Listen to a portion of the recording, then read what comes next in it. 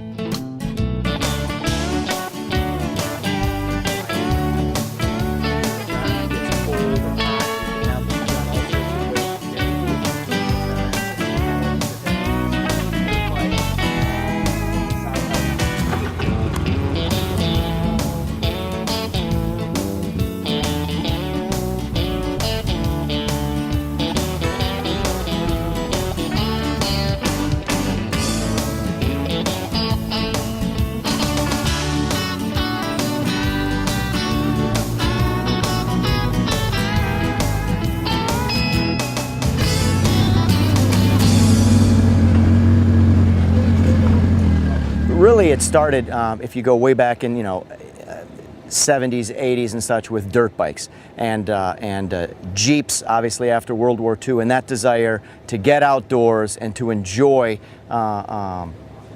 nature and the outdoors in a motorized fashion.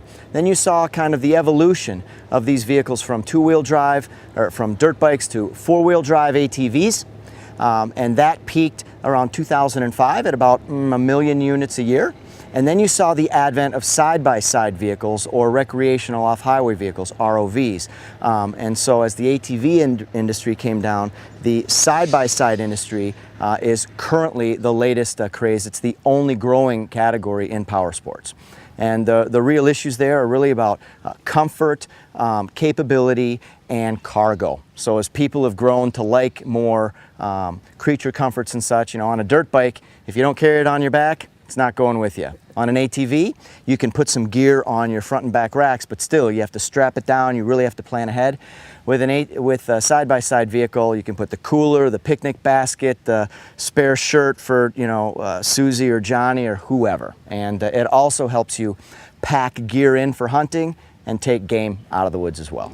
When Polaris started in this, way back early on, we'd sell kind of one side-by-side for every 10 ATVs.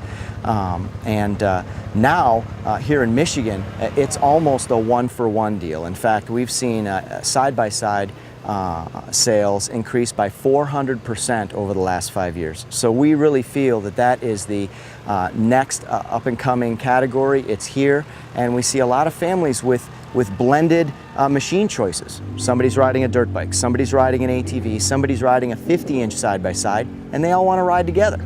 There's a couple of issues. Number one, there's a lot of people that want nice, challenging trails, but want the slow, twisting, winding trails that go through the woods that let them enjoy nature. As an example, on the 50-inch trails, they're really aimed for dirt bikes and for straddle-type all-terrain vehicles. They aren't set up or 50-inch side-by-side vehicles like the Razor 570 or the Ranger 800. They aren't allowed. And so, a family that wants to take that extra picnic basket or sit side-by-side with their less experienced family member, they can't enjoy that. So what we're really looking for is how do we expand that ATV definition to allow 50-inch Razors on ATV trails where appropriate. We're not interested in turning anything into a superhighway. We don't need to do that. We want people to enjoy nature, low, slow, tight twisting trails.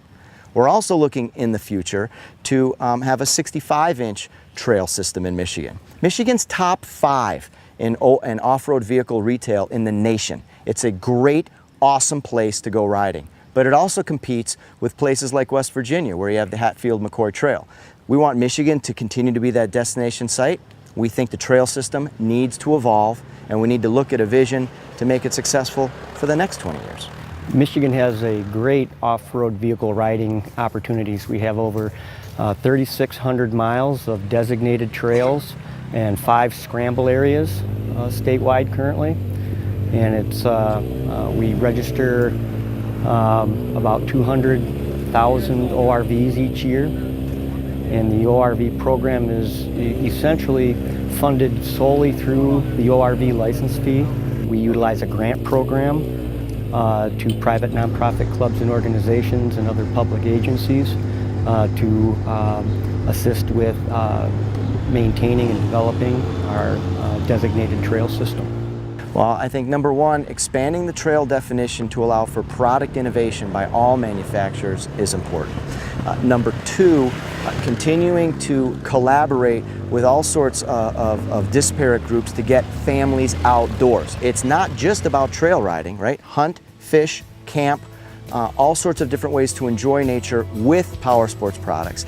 And now number three is a funding issue. At some point in time, we have to address what it's going to take to fund trail development so that Michiganders can enjoy their natural resources.